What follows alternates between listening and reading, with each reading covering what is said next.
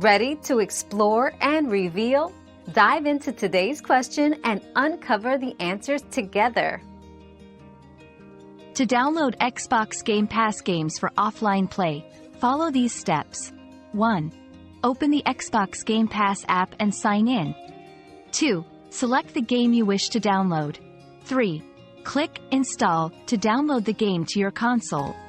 4. Once installed, navigate to Settings, greater than General, greater than Network Settings, greater than Go Offline on your Xbox. Your downloaded Game Pass games will now be playable offline. Ensure your console is set as Home Xbox for uninterrupted access.